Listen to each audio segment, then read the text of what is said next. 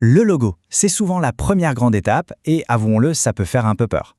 Mais pas de panique, aujourd'hui on va décortiquer tout ça ensemble pour que ça devienne simple, efficace et surtout accessible.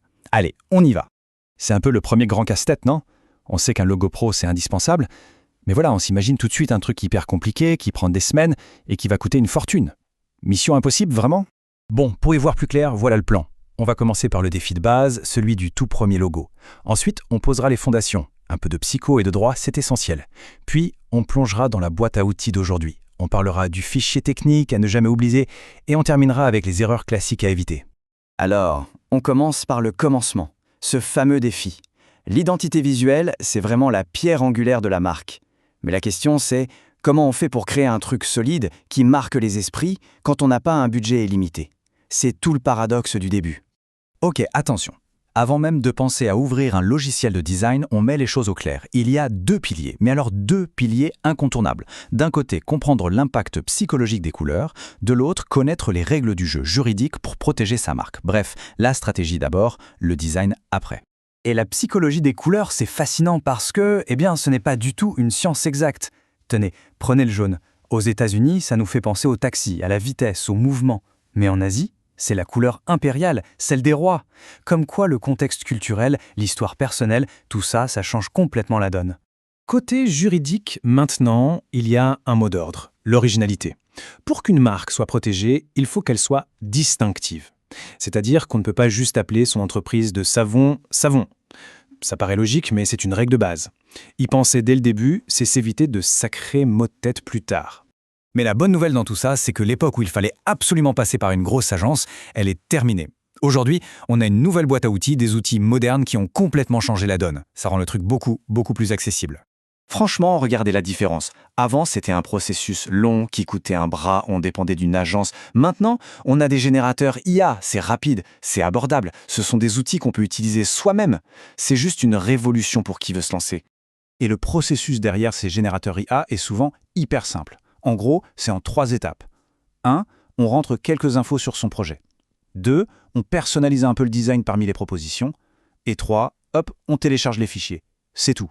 Ça peut prendre littéralement quelques minutes. Et des outils, il y en a un paquet. On a des générateurs super simples, comme le générateur de logo Wix ou Luca. C'est parfait pour aller vite. Il y a Logogenie, Canva aussi bien sûr.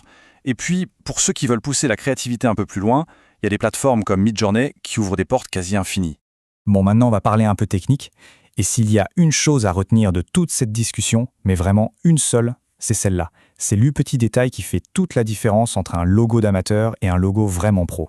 Il faut absolument comprendre la différence entre un fichier vectoriel et un fichier bitmap. Pour faire simple, le vectoriel, c'est basé sur des maths. On peut l'étirer à l'infini, sur un camion, sur un immeuble, il sera toujours parfaitement net. Le bitmap, lui, c'est une grille de pixels. Dès qu'on l'agrandit un peu trop, ça devient flou, ça pixelise, c'est la cata. Donc la règle d'or, c'est simple. Un logo professionnel doit toujours être créé en version vectorielle, non négociable. Du coup, quand on récupère son logo, il faut exiger ces formats-là. Les plus courants, c'est SVG, EPS ou même un bon PDF vectoriel. C'est ça qui va garantir qu'on pourra utiliser le logo partout, de la toute petite icône sur un site web jusqu'à un panneau d'affichage géant. Voilà, maintenant que le processus est plus clair, parlons des pièges à éviter. Il y a 3 erreurs vraiment classiques, mais qui sont super faciles à contourner quand on les connaît. Premières erreurs, tomber dans le piège du design générique. Les outils d'IA, c'est génial, c'est rapide, mais attention, parfois ça peut sortir des logos qui ressemblent un peu à tout et n'importe quoi. L'objectif, c'est de sortir du lot, pas de se noyer dedans. Deuxième piège, on en a déjà un peu parlé. Choisir un nom qui n'est pas distinctif.